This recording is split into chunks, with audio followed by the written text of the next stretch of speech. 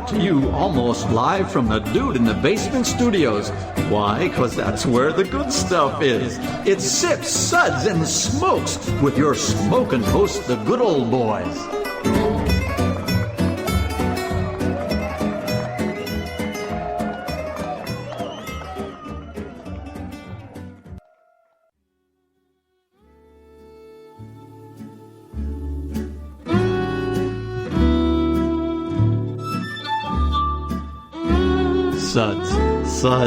Suds. It's time for more Suds. Hey everyone, welcome to another Suds segment. Yes, ladies and gents, it is that time.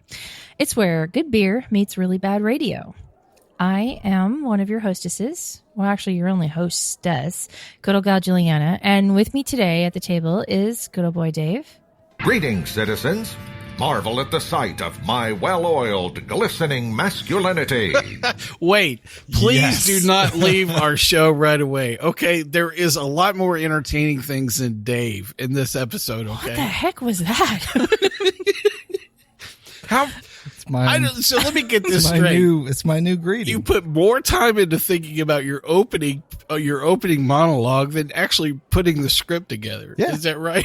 Okay, good. All right. I just want to make sure I got that down. Priorities, I guess. Priorities. Okay, and next to him is good old boy Tim. I don't get a Space Ghost intro. Do you have your own sound pad? I would like one. Just press one of the buttons to intro me there. That's the one I thought he was going to hit. I was worried. I'm afraid what button he'd pick for me. I'm not going to ask for that. I've got one. Oh, I know you do. Yes. And also with us today that you have heard him already is good old boy Mike. You know, I've tried to make sure that my choice of the seating chart is at least within a proximity to Dave, which is out of arm's length, you know, so it's all about strategery, right? Whose protection is that for? Right. You know, you're the man with the buttons, and I know exactly which button I'm going to get, so. Yeah, button pushers. Well, today's episode is a bottle share, and we all know how much we love bottle shares. I don't like sharing. Mm-hmm. Really? Says the guy with all the weird buttons. Each host has brought a bottle or two that they wanted to share with the group, so we sure can only try one it. person Yeah, brought two. I'm quite certain we know who violated the one bottle rule. And she's damn proud. She's damn proud. Yeah. So we share it with the group and we try it and taste it and give some notes and say some words and probably hit a few buttons. And there's that. Good old boy Dave, why don't you give us the Suds ratings? Speaking of buttons. Okay, let's see if I can read this uninterrupted. We'll be discussing and rating these beers with these Suds ratings, plus our signature belching sounds. Here are those ratings now. That sucks. Give me anything but a bud. 2. Was that a belch? 3. Ah, what a relief. 4. A body should really not make that sound. And number 5. Listen to that hang time. Give me another.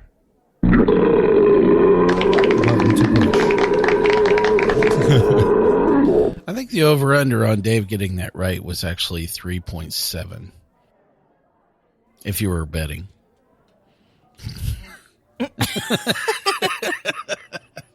What? No button to push? You know what? Right now, he's pushing the buttons. We're just impressed. We're amazed. We I think are. it sucks. I think that sucks. I think it sucks. Okay. Well, this Suds episode is brought to us by The law offices of Scratcher J. Scratcherton, attorney at law. Are you a kitty? Do you need representation? Contact Scratcher J. Scratcherton, attorney at law. Scratcher J. Scratcherton, attorney at law. She might be a kitty. She gives injustice the claw. Scratcher J. Scratcherton is not licensed to practice law in any of the 50 states.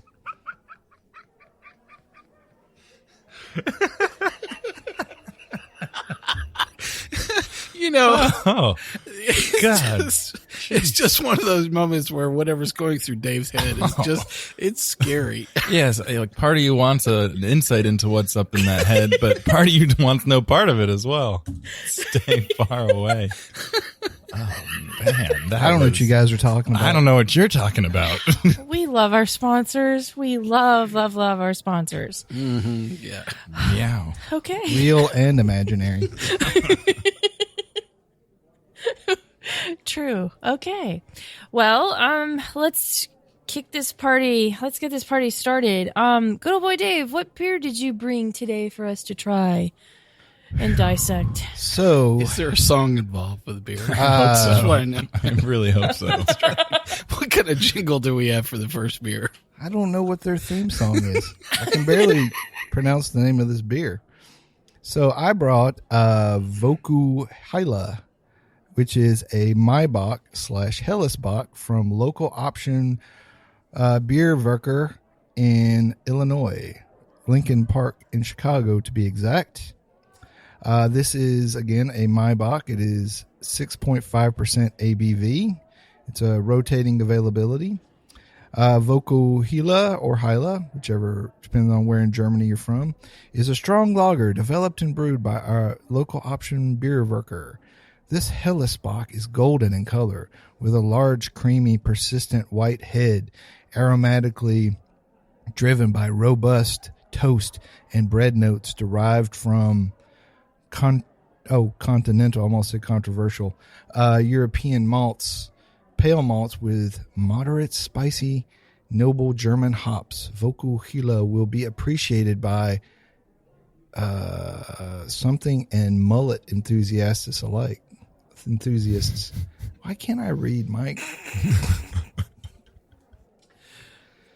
Just think everything as a Dick and Jane book. Yeah. So, Voku Hila is definitely a lager. As a Maibach, a lot of those, they're sweeter than a lot of the other German lagers. They're made for springtime consumption. So this one might be we're a little more summertime right now. But it's got a nice sweet start, and it finishes fairly crisp. Good head on it when it was first poured. As it warms up, the sweetness is coming out a little bit more. I like this beer. I think it's good. It's not great, but I'd like to try it fresh on tap at some point to see what the difference is. But I give this a 3.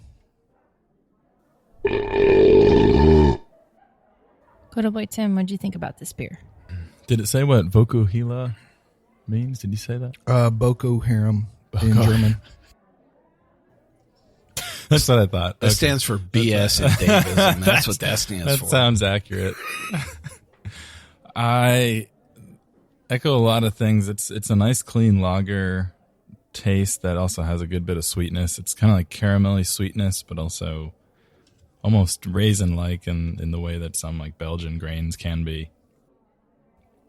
And yeah, it would be interesting to taste fresh. I think some of the flavors might have been subdued a little bit since it was first made to be tapped and poured. But I did enjoy this beer a lot. It's well made, and it's just a nice clean flavor for Maibach. So Voku Hila means mullet in German. Mullet. So that's why it's for the mullet enthusiast. Business in front, party in the back. Yeah. You get that clean lager up front. It's nice and tidy and very German. And then in the back, boom, I didn't see that almost elaborate like rat tail type thing going. Right Can you hear me nodding my head going, this is this? Yeah, I didn't want to say it, but if I was thinking this beer, I'd say it's kind of a mullet. So I gave it a 3.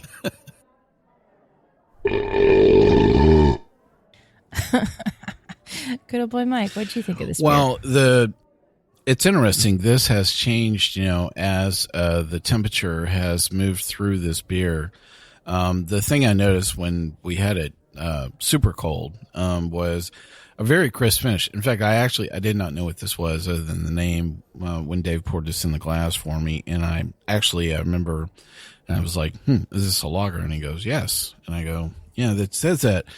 very crisp finish, but I think the thing that's very confusing is you have all these sugars that are kind of around it as well. I also wrote down nice, pleasing malt, very unusual style because you have all of this sweet characteristic, and I usually don't have a lager that really is combined with maybe this much sugar. To me, I thought it was more indicative of Hila's in terms of a style. I thought it was very intriguing. I like the uniqueness of this. The fact that it is a lager and it had that crisp element to it really kind of kept me coming back for it. So my Suds rating for the Voku Yes, Hila. Voku Viku. Voku Harum. My Suds rating is going to be a 3.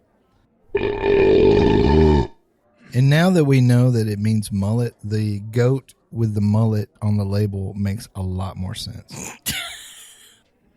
Okay. Yeah. So you're just going Okay. to walk into the store and go, I am looking for that bear with that goat and the mullet on it. You know what I'm talking about? A little pink. Looks like Joe Dirt. Right. Are mullets popular in Germany?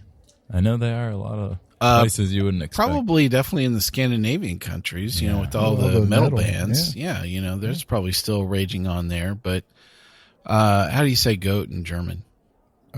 Goat.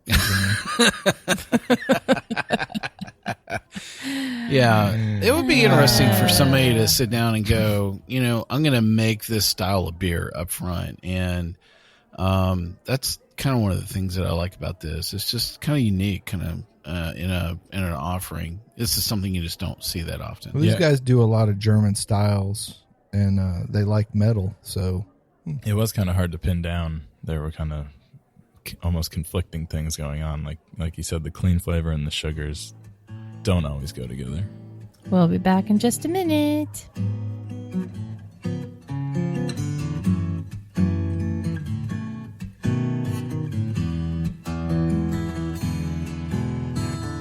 Rolling clouds and crashing surf, iridescent dunes reflecting by the light of a rising, glowing moon.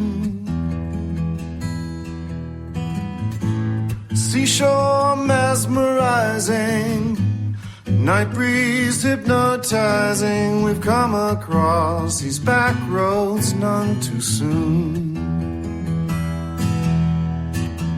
Look to the left, to the right. Keep your eyes on the road, my darling. Wondering if we're only passing through. Open roads and open windows. My hand is yours forever, sweet love. Welcome back, everyone. We're in the middle of an episode where we are doing a bottle share. And today we're talking about, or at the moment, we're talking about good old boy Dave's beer that he brought in from local option. Haiku Hila. Voku Hila, which is German Hila. for mullet. Yes, and we were just my mullet. we were just discussing the beautiful label, how it's got like this really gorgeous shade of pink with the goat with the mullet. I'm just glad there's no theme song that Dave has rolling through his head for, you know, a goat with a mullet. German goat mullet. I knew song. this is why I just not suggesting this. It's kind of like Du Hast. You really want a German goat mullet No, I song. don't. No, you I want it. No, I really don't. You need it. If there's some cellular level, it's calling to you. Yeah. There's something calling, but that's not it. Ride, Mike, ride. So How do you like this beer, Julieanna? I liked it. You know, this time of year, I think this style is really nice. I want to say that it's springy, summery, whatever. Because that crispness really is just a nice departure from all the barley wines and stouts that we've had through the winter. Can you taste the goat? Little hints goat of hoof. goat hair, little hints of goat hair. I did get some hair in it from my glass, and I thought it might have been Tim's, but maybe it was the goat. I don't know. I don't know how to take That was that. weird. That was just... It was similar. Moving on. Yeah, moving on. I thought this was a really nice beer. Obviously very crisp, even crisper in the beginning when it was, just brought out from the fridge. Nice malt flavor. And then as it warmed up, it got a little bit sweeter, a little too sweet for me, but that's just me. I would drink it again, and I gave it a 3. If you drink the dregs from the bottom, the goat really comes out. I don't think I've seen Dave make that face in a long time. He was like looking for a spittoon bucket or something. He was like, I can't hurl this right back into the glass. So that would be rude, but. You okay there, buddy? You know me, Mr. Manners. Right. Yes. Okay. Moving on. Yes, please. Good old boy, Tim. What fine specimen of a beer did you bring with you today? Today I brought a bottle of Creeping Jenny, also known as Creeper Jenny. Hello, Jenny. We got 12 Jennies. You're my girlfriend, Jimmy. You'll always be my girl. Did you just say Jimmy? I think I did. What does that mean, that I said Jimmy instead of Jenny? There's a lot going on in between this whole conversation. Anyways, do tell. Anyways, Creeping Jenny, not Jimmy, is it's an Appalachian farmhouse Saison, and it was brewed at Fonta, Flora in Morganton, North Carolina, with their friends from Scratch Brewing Company from Ava, Illinois. The thing keeps going through my head is, do you have to have all your natural teeth in order to brew this style beer? I know there was a banjo involved at some point, probably a fiddle. Questionable family heritage. And all from the same family tree, absolutely. Yes, a bamboo tree. Very few branches. Yeah, just turning in. Well, if they're keeping it in the family, I want them to keep doing it, because this beer is awesome. It's really good. It's this really light, citrusy Saison that's mixed culture, so it has a nice acidity and has a nice sour flavor to it. It's brewed with a lot of pretty interesting ingredients like foraged spruce tips, green walnuts, ale hoof, tulip poplar, and some hops, obviously. Not obviously, actually, when it comes to Scratch, but I guess the ale hoof is the Creeping Jenny. Or Charlie. Or Creeping Charlie, or Cat's Foot, or Roaming Dog, or Howling Pillow. Stinky Pinky. I don't know. There's like a lot of names it goes by. And a side note, thanks to the University of Kentucky College of Agriculture, Food, and Environment. You want to learn something about inbreeding? No. No, the tulip poplar is closer related to the magnolia. That is, than it is related to a tulip or a poplar tree, which is really quite interesting. But magnolia was already taken, so they're like, well, crap. Sure. I like tulips. However, Hang the on tulip a second. poplar Let me is stick the that right state- there in the file of What? completely useless information. Go ahead. Please continue. Well, but what did they use? The But tree?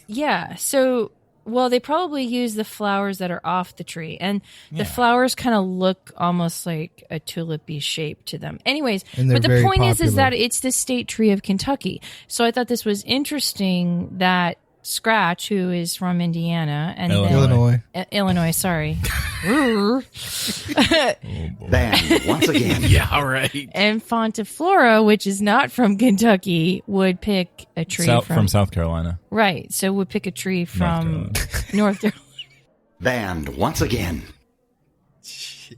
So obviously Kentucky's in the middle. Stay tuned for our next episode. Why did they pass This Tennessee is like a over? bad geography lesson.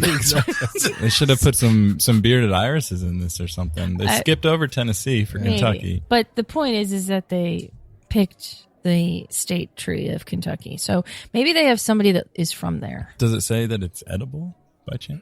Maybe The flowers are. Maybe they were gonna meet somewhere to brew, and that was like the most like in the middle place, and they were like, "Okay, well, here's some tree." No, it said it was brewed in North Carolina. Oh, well, well, then it makes no sense, Tim. Makes no sense. Anyways, talk about the beer. Talk about your creepy Jenny. Yeah. The best way I can describe the beer is like having a pot of herbal tea, because there's like 6 different things at least going on with it all at once, and the flavors I'm getting from it are kind of lemony. I get some spearmint, I get some chamomile, And I get some flavors like, you read Alehoof and Tulip Poplar and you drink a tea and it has 7 things. You're like, I don't know what half of those are, to be honest. I know what rose petals are. But I know what they taste like on their own. No, I don't. So it's that sort of thing here. You don't want to go to a rose petal tasting? I know what they smell like. I would if you know a guy. Well, yeah. Mike knows you should that guy. not admit that in public. Okay? I'm just telling, See Tim at Kroger. Where are we going? We're chewing going to on a roses. rose petal tasting. Please hold my hand. Oh, it's fabulous. Fabulous. Take time to... I could see you two fellas at a rose tasting contest. Yeah? Yeah. The I silk. think you do all right. Some seersucker suits? Yeah.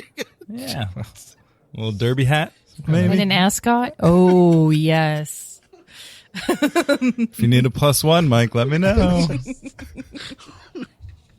So, anyways, Be careful, Tim's a snuggler.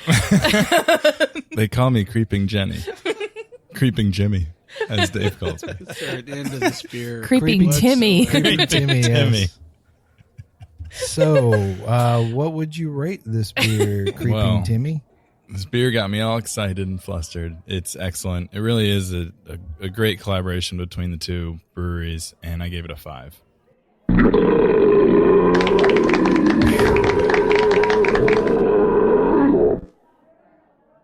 The thing I can hear right now is people going through their head going, okay, I could have listened to the Splendid Table or this. And The thing I hear is thousands of radios turning off And all at once. they're giving themselves a pat on the back for making the right choice today. all right, I'm Sticking with about to this- make it entertaining. All right. So, Oh, well. We're like 14 minutes in. Why Man. start now? right. Yeah. So, Creeping Jenny from Fonta, Flora and Scratch Brewing. The things that Chem was choosing to describe, the taste of this, were nearly identical to some of the same things that I wrote down. So I'm just going to say them, but in a different order. Very herbal, lemon quality, almost like a lemonade aspect to it. There were hints of mint that were kind of coming off this. Very unique combination.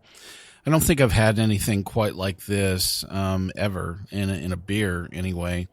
Just very tasty. I just love this all day long. My Suds rating for Creeping Jenny is going to be a 5. Mike love it long time. Yeah, very much so. I know it's my turn. I really, really dug this on so many levels. And yeah, like in terms of collaboration, it's perfectly spot on because as this warmed, I tasted more like a scratchy beer. Initially, I tasted a Fonta Flora beer. Make your throat kind of itchy. Or This has been better did. with Alehoof from Ohio. Are you sure? Yeah. Mike's an ale hoof connoisseur. He's had a lot of hooves in his mouth. You'd be surprised. Oh, yeah. As more I smell it, oh, yeah, totally. If they'd use Ohio Alehoof. Yeah. Hopefully they're listening. Well, maybe next time Hopefully they can get someone's some. listening. It might be hard to harvest. Who knows? But this, like as collaboration beers go, you're right. You're so spot on because I wish they could do more collabs together because I think they just feed off each other in terms of what That's their niche cannibalism. is. They do. And I think it's really cool. That being said, this is such a unique beer. It's so hard to describe it because as it warms It up, tastes like a beautiful paint stripper. no, it doesn't No. paint like a paint stripper. But thanks, Dave. Said beautiful. Have you had paint stripper recently? Have you met me? No, Paint Chip Kid. He was the Paint Chip Kid. Oh. Always get those things confused. I'm sorry. Yeah. The other people have that thing with their eye that, Oh. yeah, he didn't have that. Walleye. Your one eye just keeps going over and staring at the wall. It works well in drive-thrus, You don't really know whether you're looking straight or at the drive-thru menu. Right. Right, yeah. Just watch those sharp turns. Those are people that do paint stripper, yeah. Oh so, my yeah. God, that's so bad. No, but as this warmed up, more and more flavors came out, and it just became. It was just so cool. But again, it's so hard to describe because it's earthy, but it's light. There's sweetness, but there's like dirtiness to it too. I mean, which I attribute to a lot of scratch beers. You know what I mean? Yeah. Like when I think of scratch, I think of like dirty, deciduous-y kind of beers. Hippies? If that makes You're talking about hippies, aren't you? There could be some hippies. Well, sure. it's a lot of those, the tree elements that they use. Like, I think we have the sumac in another scratch beer, right? Yeah. Yep. Right, the sumac one. Anyways, just absolutely stunning, and I can't wait to see what their next collaboration is going to be. I'm just going to, start a Facebook page. Send me more Buy it green now. Jenny. Yeah. Yeah. Anyways, I gave this a 5.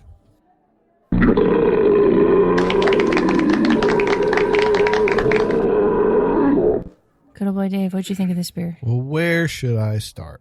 The beginning? Of all the creeping beers I've had, this is by far the best. I just for the record, I don't think it tastes like paint stripper, even a beautiful one. Although it may taste like a beautiful stripper.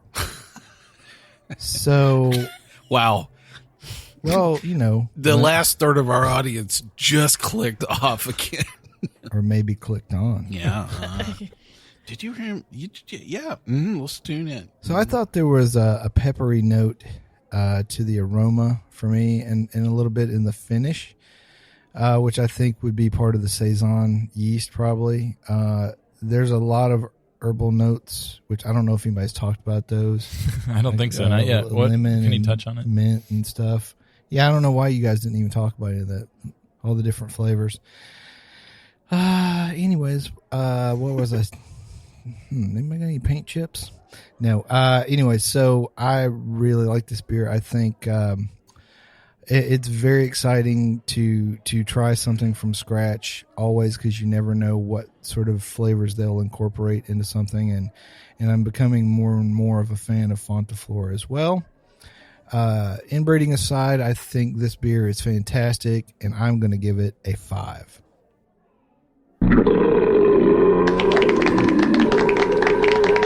Maybe Appalachian Saison means that all the yeast are related. Actually, I should have said alleged. Inbreeding. What do you think's bringing in the mint in this beer? I can't figure it out. It's not the spruce. I don't think that's it. No, Something else. Gotta be that creeper. I don't know. Yeah, I wonder what the green walnut attributes as well. I'm allergic to walnuts, so by all rights, I should be dead right now. That's why you look like that. So I had picked up the bottle to read the like ingredients this on the before. back, and that's the thing I can't quite figure out is how did they get that mint-like quality off this? Because it works really well. So It does. Cool. Good old boy Mike, what did you bring to today's little fun show? well, Dun, dun. If So, anyone's still listening, yeah. So I brought a beer from a brewery called Lickinghole Creek. Say that again. Not that fast. Lickinghole Creek is in Virginia. Is that racist? Feels racist. Yeah, probably through this whole discussion. So geographically, to help you guys understand where they're at in the state of Virginia, they are northwest of Richmond, Virginia, maybe about a half hour. Hang on a second. I got something caught in my licking hole. I think they're just north of the taint, right? Well, they're in a town called Goochland, is actually where they're located, and Goochland is Lickinghole is in between Goochland and Fife. So there you go. sure is. Yep, I know you know right where this is at now, right? Yes. Oh, it's in my head, unfortunately. Well, so this is one of the beers we walked away with tasting a whole bunch of stuff through that area last year, and this is from a series at Lickinghole called the Estate Series, which there are several things that they release in this line that are only available in a limited, capacity, and they're supposed to have, kind of their finest ingredients and the best beers, They probably have to limit it. I mean, you don't want your licking hole to dry up. Yeah. Well, it's all about having fresh licking hole. So Sure. this particular one is the Rosemary Saison. It's a Virginia farmhouse ale that we're having here today from the Lickinghole Creek Estate Series. This is from batch number 6 for those of you that are looking for this in particular. I had several things from this brewery through this period of time. It's a bitter hit or miss. They really do have some things they've had some great, some nice awards for. I like the Virginia Black Bear, which is actually their Russian Imperial Stout. They also have a nugget ale called Nuclear Nugget that was kind of interesting as well. And I remember actually having Nuclear Nugget at the same time that Treg's makes Nugget Nectar. That's the name of it? Yeah. It's also another nugget hop beer.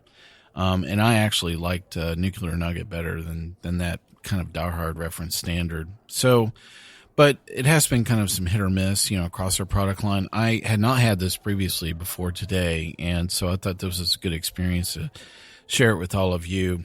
My tasting notes here on Lickinghole's Rosemary Saison Virginia Farmhouse Ale. How many times you get a snicker every time I say that? My tasting notes are, it's kind of malty, earthy. It's a tad bitter. It has a dry finish. There's a herbal bitterness quality to this, and that does not work. Actually, I wrote the word off-putting, and I just did not think this was all coming together in great harmony. Just, I don't know, something was just not working with this. I kept on rooting for it and going, there's something here. I will tell you, it got better as it got warmer. Yes, absolutely. Yeah. It totally did. But definitely when it was fresh and cold, it just did not work very well. And it was really the finish was the thing. My Suds rating for the Lickinghole Rosemary Saison is going to be a 2. I thought this was interesting at first. Rosemary is such a hard herb to work with, though, as witnessed by some of good old boy Dave's beers in the past that have turned into brines for turkeys. But anyways, pork chops, marinade. It's great marinade for pork chops. Yeah, we'll discuss this in just a minute. Just the destination, but baby, the whole elation, riding down this lover's avenue. As slow as the willow blows, or as fast as the whirlwind grows, we glide beneath the stars in cobalt blue. Look to the left, to the right, keep your eyes on the road, my darling, wondering if we're only passing through. Open roads and open windows, my hand is yours forever, sweet love. Our eyes ahead on these back roads with a view.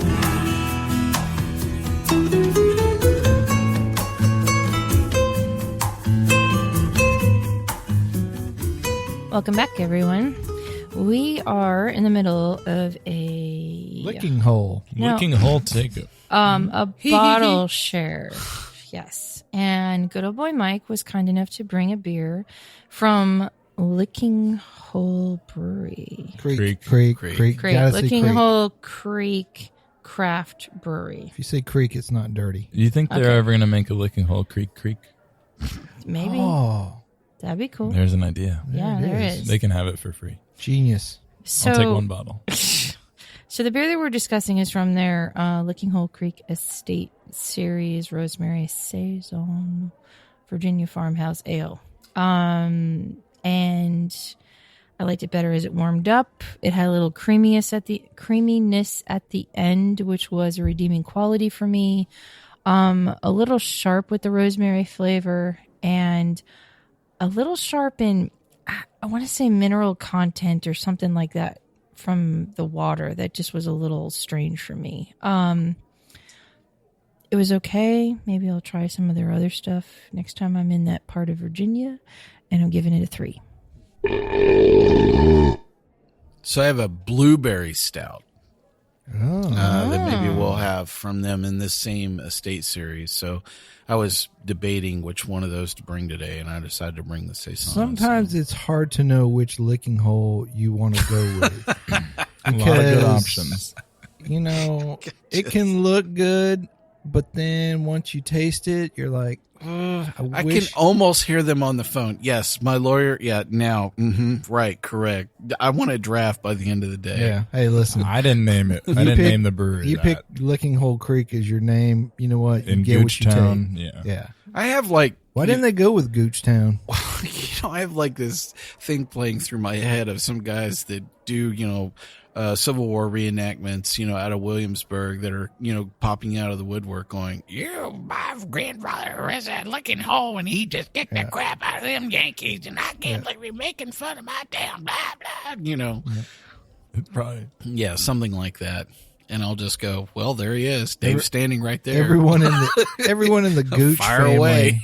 All the Gooches are probably like, what's so funny about, all this? I'm sure it's a wonderful place. The proud licking holiness.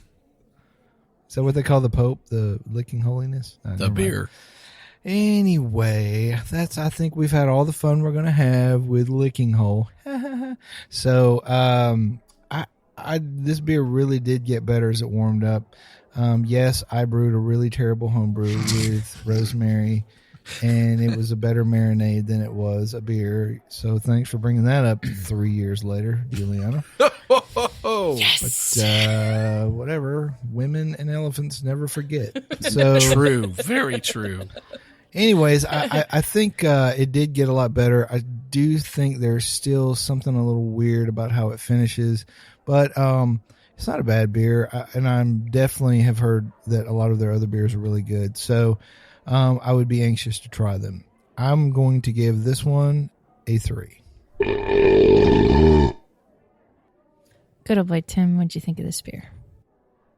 Yeah, I think Rosemary does seem like one of those flavors that's a little tough to use in a beer. And so, maybe it's one of those where they're going up against the deck stacked against them. But the beer was okay. It wasn't great, as everyone said. Again, it really did get better as it warmed up. I didn't taste much rosemary in the beginning, and I tasted that a lot more. I think one thing that would improve this beer is if they backed off of the malt body of it. I don't know if it was caramel or what specialty malts. It has a certain caramel color to it. But I don't know. I think it took away from the cleanness or something like that. And there was that medicinal flavor, or herbal medicinal flavor. Maybe it came from the way rosemary was used, or maybe it's from somewhere else. But it's not. Yeah, it was not what you want, really. But again, I didn't think the beer was fine. I got some Saison flavor, but you really don't even taste the Saison flavor coming through. It's all the wrong sorts of things. But again, not a terrible beer, but it's just tough ingredients. So I gave this a 3. Wow. Cool. Okay. Good old Julieanna. I hear you have at least one beer you would like to share. Well, so I had one suggestion. Why don't we do these both at the same time? Yes. Yeah, it's like 1.5 beers. In the essence of Oh, time. let's all pour them both into one cup and drink them that way. No. I am not doing Okay. that. Right there, Eddie. So the beer 2 dry logs are better. ish that I brought with me today in honor of Shelton Brothers announcing their festival in Atlanta this year, which is always an interesting fest, and hopefully we'll be going again this year, is from a Shelton Brothers distributed brewery called Draigh Laag. And the name itself is Dutch influenced, and it's from Millvale, Pennsylvania, which is just outside of Pittsburgh, for those people You that get a lot of scrapple. are with those keeping up with. You guys that. are all hearing our Ghost mouths dealers. smacking as we're all going back and tasting these again. So you're not, boy. you're not like getting that wrong. That really is us smacking our lips. Okay, so anyways, the interesting thing about Dennis, the head brewer / owner of Draigh Laag, and he's a vet, so Dennis, thank you for your service. Awesome. But B, while he was in between tours and in Europe, he he happened to be in Belgium, I believe, and started drinking some beer from there and got interested in that, mixed in with the fact that he has a science background. The wheels started turning, and he's like, well, hey, maybe I can make something really cool. And his is like a really cool little brewery that could. And what I brought today is the Yodeler, which is their Belgian-inspired barley wine. Okay, wrap that around your head. But what's cool about these two bottles that I brought is one is a bourbon barrel-aged version and the other one is a port barrel-aged version. But to make it even more interesting, after it's been aged in these barrels, it has also been sprayed with Brett C. And we know how we love our Brett. Yes. So, I'm going to start off with the bourbon version. The bourbon version was sweet to begin with, but as it warmed up, my God, this thing has got this like really cool creaminess and vanillaness. I mean, vanillaness, yes. It's more of a traditionally barley wine style than and especially as it warms up. It's more barley wine-y. Barley wine-y. And vanillaness and barley wine-y. Vanillaness. Yeah. And it's almost like bordering on being a really cool dessert, because even as it warms even more, I'm getting more toffiness and more dark fruitiness out of it that you would expect out of a barley wine. So really great on that end. Then you get the port version, and the wine infused barrel on this thing is just stunning, I think, but in a completely different way.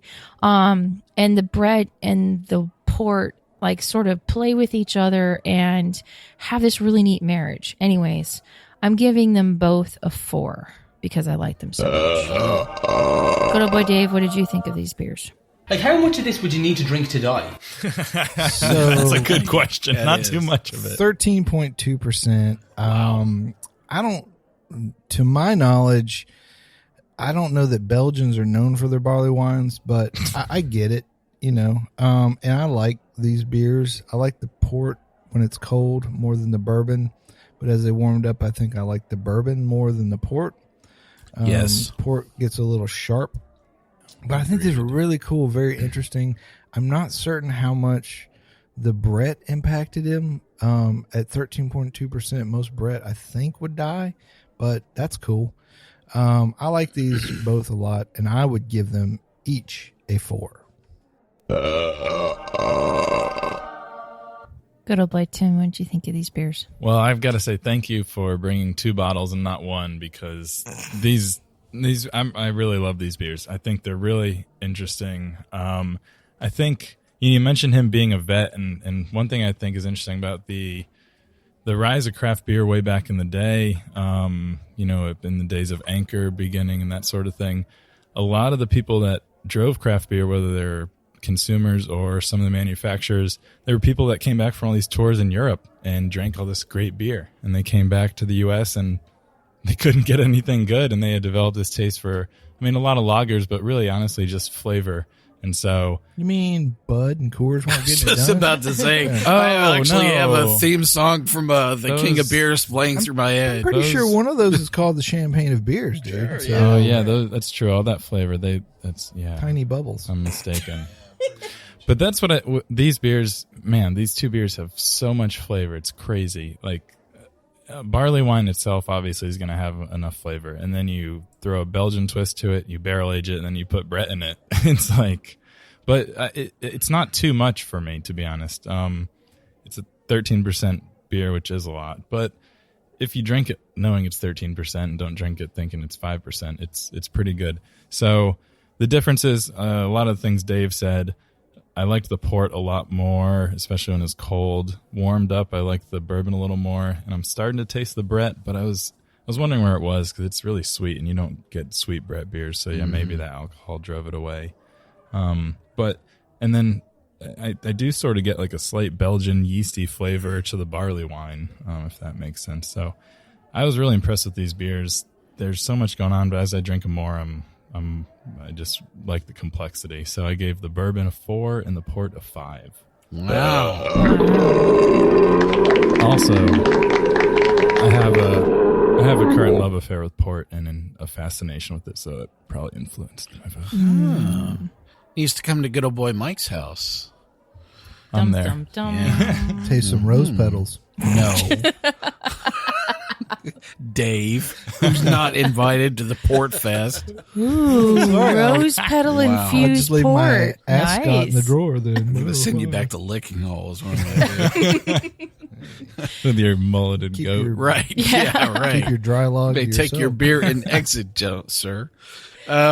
So, good old boy Mike. Well, I think the one question I have for everybody at the table is, were these the same base beer and they just did something Yep. Yes. different with it? That's what I kind of thought. Seems like it. Because, man, you talk about a vast departure, how these wound up. But you can kind of read through everything that's going on and, see that they're actually, from some of the base beer that's going on. So I'll take these one at a time here. For the bourbon, the dry log bourbon. Yodeler. Yeah. Lots. LOTS of alcohol. I mean, I actually wrote down the word attacking, and Dave was sitting beside me the first bite out of this. And Not by choice. and so I looked at him and I said, wow, man, this thing is loaded. And I said, it has to be at least 12%. And when Dave looked at the bottle and said, it's 13.2, I'm like, wow, this is definitely, I'm going to have like 2 ounces of this. Pretty overwhelming. The other taste profile was coming through. I wrote down citrus sweet, kind of a sweet lemon. There are some varieties of lemon that are kind of on the sweeter side. But yeah, that alcohol blended with the citrus. There's kind of a complex sweetness quality, for the bourbon rendition. Sometimes you have a style of sugar that it's almost kind of monochromatic. It's there. You've had that style of sweetness. This one is, has like some layers and complexity to it. I don't know how to explain that very well, but I actually wrote down different but good.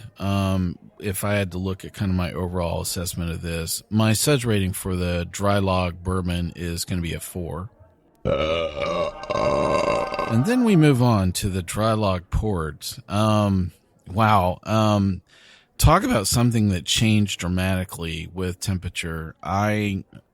So when we had this a little on the cooler side, I wrote down my tasting notes: lemon, lime, sweet, almost like the cola, sweetness that you would have was kind of what struck me. It was fairly easy drinking, but it had a puckering quality to it. And you heard us all kind of taking some sips as we were going into this, and that was us all smacking our lips going, wow, man, this is definitely puckered up. So the running joke we had when we were drinking this is, how many crackers do you have to consume to get through this beer? And I found myself having to fire down like at least 2 crackers in between each tasting of this, to get through it. Very heavy wine finish. I think that's definitely the one thing that's just coming along and bopping, all this, citrus and sweetness is the ports just coming on going, yo, I'm here. And, that's one thing that I would say if you are not a port wine lover, this is definitely not going to be you, because that is the dominating tasting characteristic you're going to have through this for sure. My Suds rating for the dry log port is going to be a 3. And just of note, with the port, I tried just a little bit more now as it's like really, really warmed up, and it's like balsamic vinegar. To me, it's just so beautiful. Yeah, that's pretty spot on. It's just, to me, that's... I'm still, right. Yeah. To me, that's stunning, but yet I really love the diversity with just this base style beer, and putting it in 2 different barrels completely changed it. And also of note, they make a version of this with a Laphroaig barrel, so I'm just drooling at the idea of this smoky peatiness competing with, the sweetness of the barley wine, and then what maybe Brett can do with that peatiness, iodine-y thing. Oh my God. Tastes good. That was the one thing I was going to say was left out of the bourbon was if they had just smoked it, that would have completed the picture of something they didn't do with that beer. Yeah, it would be We'll have to look for the absolutely peat. stunning. Well, that ends another cool and crazy episode. Wow.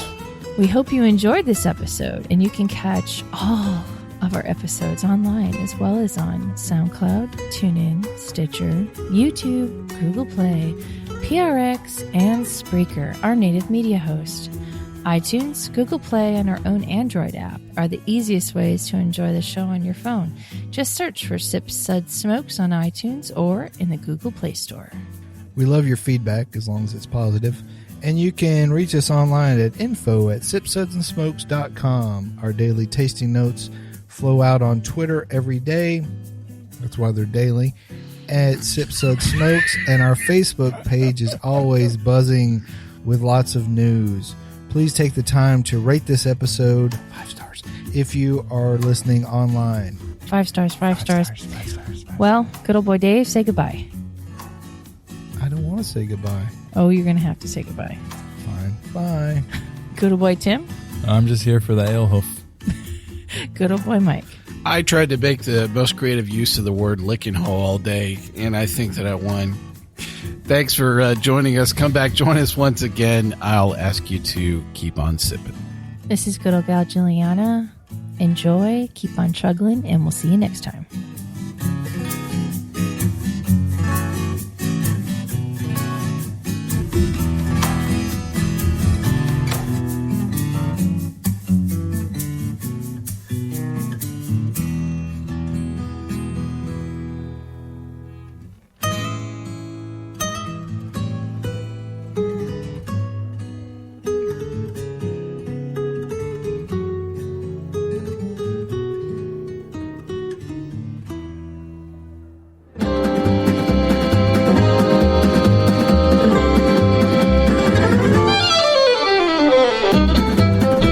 This has been a One Tan Hand production of Sips, Suds, and Smokes, a program devoted to the appreciation of some of the finer slices of life. From the Dude in the Basement Studios, your hosts, the Good Old Boys, will see you all next time.